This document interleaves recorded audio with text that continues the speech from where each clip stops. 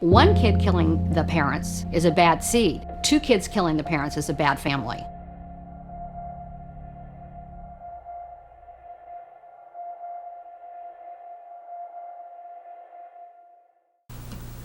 During the course of you playing tennis, did you have a series of coaches? Yes. Did you make a list at one point in time of all the coaches you could think of? Yes. And about how many were on there? Did you have 5 coaches or 10 coaches or 20 coaches? No, I could remember like about 55 coaches. But I know I missed a lot because they kept coming, another one would come back to me every once in a while. Would you have more than one coach at a time? Yes. And did you get to form any close relationships with any of these coaches?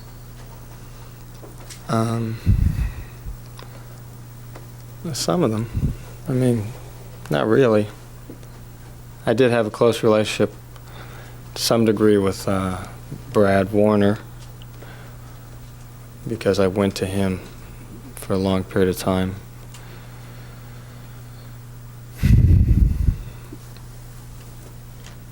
This guy was very nice to me because he would stand up to my dad somewhat, but I didn't really know him in any way. Did your dad encourage you to get close to your coaches? No. No, we went through coaches, it was high turnover with coaches. And if one started getting too friendly and talked to my mom too much, he was gone. And we just get another one. Who picked the coaches? Did you get to say, I like this coach, I'd like to keep him, or was this a decision your dad made? No, either my dad or my mom would find the coach, and then I would have my first lesson, and that's when I would meet him. And during your early years, say before you were 10, how many hours a day would you say, or how many hours a week would you say you were playing tennis before you were 10? Before I was 10?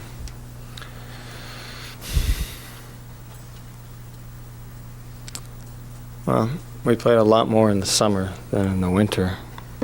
In the summer, we would split it up between the 3 sports, and I would play a little each day. And I would hit tennis almost every day. Certainly by the time I was 7, I was playing almost every day. And really, my dad was focusing on tennis and soccer because I was having a very hard time with swimming. And I might play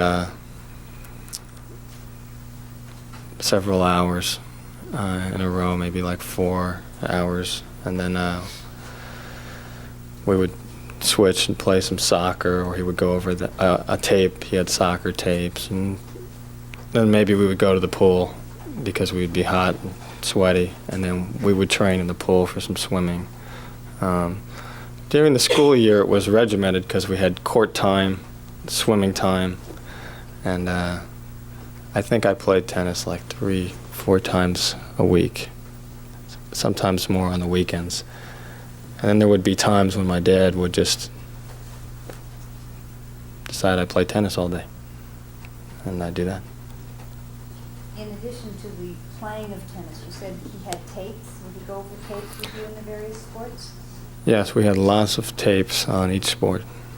And would you just sit down together, father and son, and watch the tapes, or would this be some sort of a teaching session? There would be training tapes. They would be, I used to go to a soccer camp, Patamali soccer camp, and they would furnish us with tapes there. They would have tapes of South American players giving instruction, Pele, other well-known players, I don't remember the names, but they would also have some basic American soccer instruction tapes, which weren't too good. But then we would have the tennis tapes. That would be the most extensive because he would tape all the matches, the great matches, and he would have parts segmented for me to watch, or games, or he would have the slow motion button and we would watch the service motion or whatever it was. He also had specific, they were called Cybervision tapes made by Stan Smith, Bob Lutz. which would actually be like computerized stroking tapes and actual play that you only see like dots of the body. And I would imitate that, and we would just go through it instructionally. Now, when you say you would imitate it, while the tape was going on, would you be doing something or just sitting there? Or?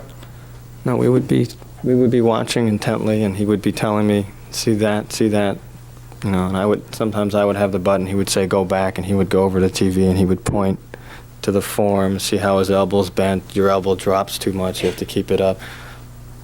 A million things that would just be technical oriented. Now, when you would watch these tapes, would this be a 15-minute session or something longer? Sometimes. A lot of times, like in Pennington, we would run in from practice. If I had done something wrong, he would say, come on. And we would go into the house, turn on the tape, and he'd find the segment that pertained to whatever I had done wrong or he wanted me to do. And then we would go back out. Other times it would just be at night. If it was raining and we were supposed to play outside or something like that, any kind of filler time, we would just watch the tapes. We watched the same tapes over and over and over. Do you have time to go play with the kids in the neighborhood? I very occasionally played the baseball on the cul-de-sac with a guy named Jerry, older kid, who let me play. And I knew another kid across the street named Tom, who was more friends with Erik, or they would occasionally play or something. But pretty much we weren't allowed off the property. And we stayed in the backyard, which had fences. Did you have other kids come over and play with you, come in the house? Jerry came in the house occasionally until the dog attacked him. Was this in Muncie? Yes. And was the dog who attacked him Con? Yes. And was Con the relative of the dog who bit you on the face? Yes. You have a scar on your right cheek? Yeah. From that dog bite? So after Con attacked Jerry, was that the end of Jerry coming in the house? Yes, it was. He was just traumatized by it because the dog was let in, and this dog was ferocious. If it smelled another person in the house, it just tore down the stairs, and he was playing ping pong with me. It came running down the stairs and just bit him in the groin, and it was this huge dog fight, and my mom separated Jerry and the dog and got the dog by the jaws, and Jerry left, and I almost never saw him again. Jerry, you mean? Yeah. The dog stayed with you, though? Yeah. Did you eventually have to get rid of the dog? Eventually, the police said that we had to destroy Con because of various violent incidences with the dog and other dogs and other people. And my dad didn't want to do that, and he had this idea that if he gave it away for a while, he might be able to get it back when things calmed down. So we gave it to a family that had, I think, much older kids. I think they were college kids or whatever, on like a farm type of. And then I heard that the dog had been destroyed eventually for more problems. Getting back to your tennis. When you would be playing, when you would be practicing, would your father be there participating in your practices? In tennis? Yes. Not every time, but most of the time my dad was there. Anytime he could be there, he would be there. And when you were playing in tournaments, was your father there? Yes, or he would fly in, and a lot of times I remember I would start the first couple points, and then I'd see my dad show up in a business suit, having just arrived. Would you be glad to see him?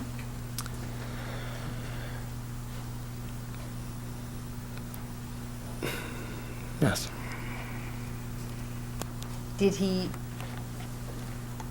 make it more fun for you to be in tournaments? No. Why not?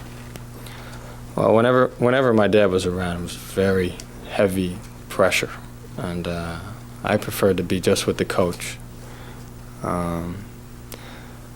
But for some reason, when I was away from my dad, I had trouble playing. And so I remember the semifinals of one big championship tournament with a rival that I had beaten earlier in the spring in front of my dad easily. This was a big match, there were like 50 people watching, and I lost 6-0, 6-0.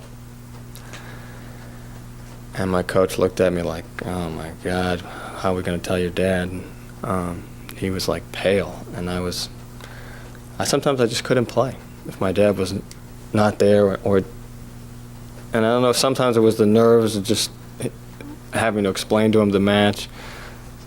What do you mean, explain to him the match? If your father wasn't there, would you have to tell him about the match? Every game, exactly how the match progressed. Now, when you say exactly how the match progressed, would you call your father at work or see him when he got home? How would you tell him? I call him immediately. He wanted to know immediately. So would he be at work? I guess at tournaments he was mostly at work, but I call him after practices, and I would be playing late, and he would get home and expect a call from either the coach or from me. Or we'd reach him at the office. His secretary would always say he's out to lunch, he's busy. As soon as he found out it was my tennis coach, oh, he just walked in, and then he'd want everything, you know, exactly the temperament. Tell me what you would tell him. He would talk to the coach first, and I could hear my coach saying, you know, he did real well. I know it was a close match, depending on whatever happened. Just describe the match, kind of. And then he'd say, you know, your father wants to talk to you. And Dad would ask me to have the coach leave the room so he could talk to me in private. And he would say, tell me what happened. You know, I heard this, what happened. I want to know, why did this happen this way? As far as, to give you examples, like, he would say, you know, you elected to serve first. And I'd say yes. And he'd say, okay.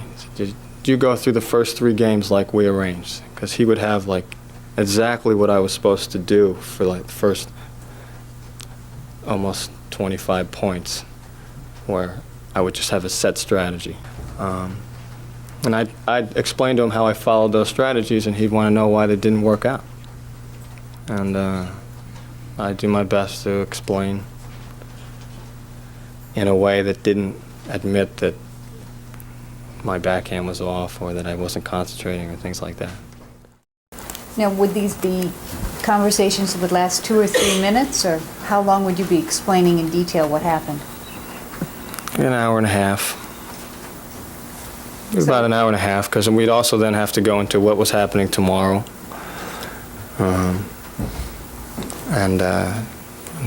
He'd want to know exactly what I ate that day. Maybe it was the food that affected the match.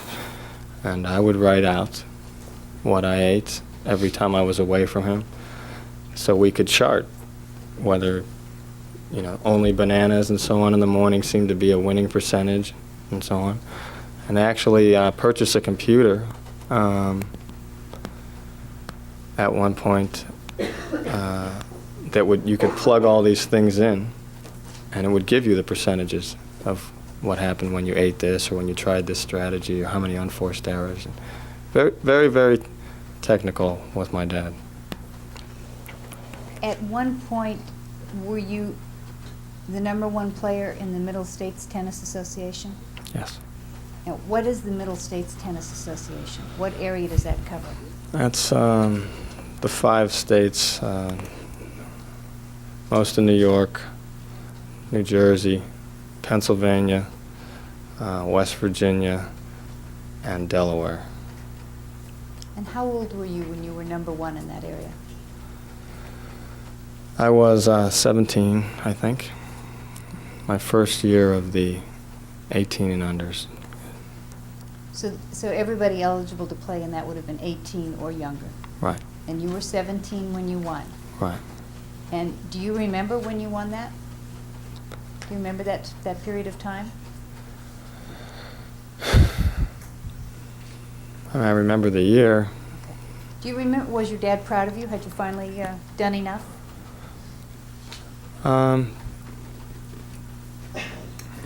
He was proud of me, but by the time I could get to be number one, I mean, we were thinking nationally, and nationally I was not where he wanted me to be. So we didn't really worry about like the 5 states thing. We concentrated on the nation, what the other players were doing, and I was having trouble nationally, and that was always on his mind. So this wasn't a great moment for you then? I mean, making a #1 ranking in the Middle States Tennis Association was not that important. Did it seem to be? Rephrase the question, please. Yeah, did it seem to be important? I mean, did your dad seem to be real happy about this? Or? He really didn't say much about it. It just happened. The rankings came up. I noticed I was #1, but again, we were thinking nationally. It was like, you know, so what? And yeah, that was an upsetting year because we had lost again Family of the Year, tennis for New Jersey, to a family called the Leshleys, and my dad was pissed, and my mother called in and, you know, to complain and the whole thing because my brother had a very good year that year also. But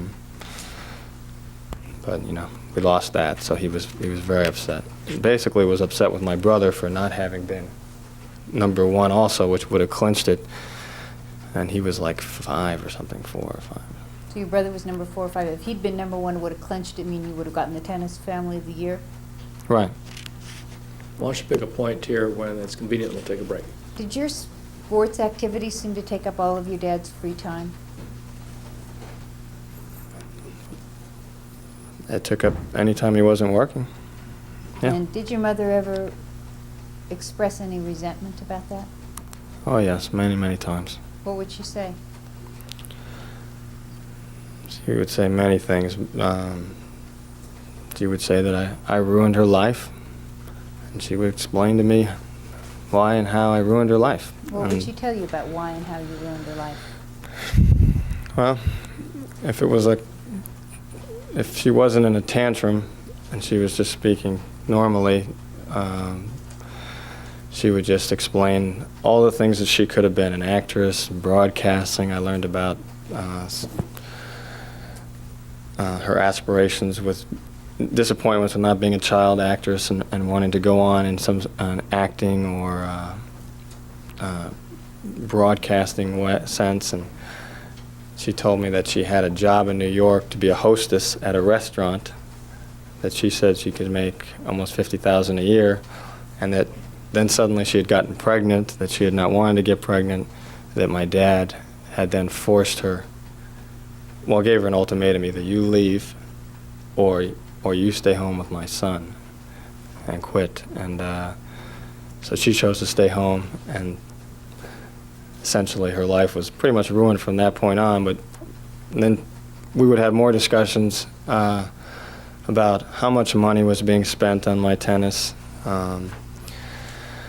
all my dad's time on my tennis, who cares, and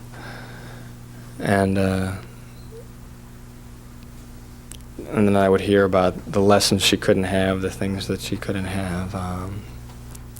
And then there would be other times when she was in a tantrum.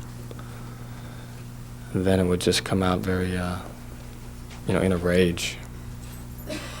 What would come out in a rage? She would be throwing things and screaming and flailing and wanting and trying to hit you and saying that you're a bastard. And she cursed a lot. And that wait till your dad gets home, I'll tell him the things that you didn't do today, and I wish you were never born, and why can't you be like your brother, and what's the matter with you? And then I would try to say something. She would say, shut up, I don't want to hear it. You're stupid, I hate you. How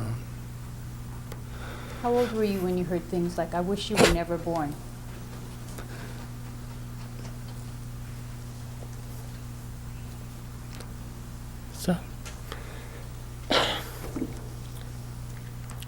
7.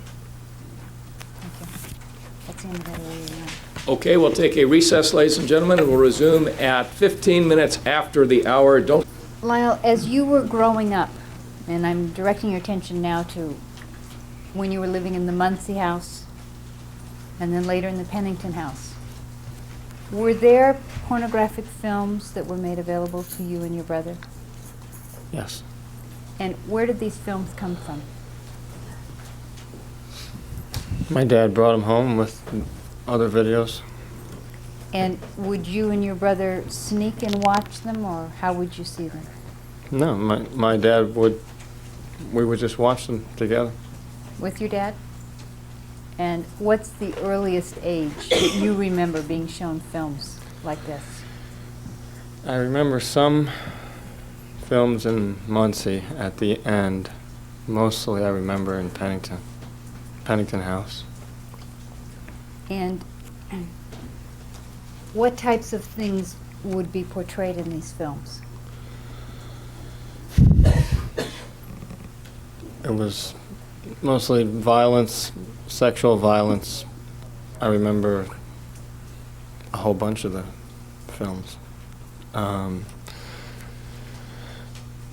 There would be films with gang rapes.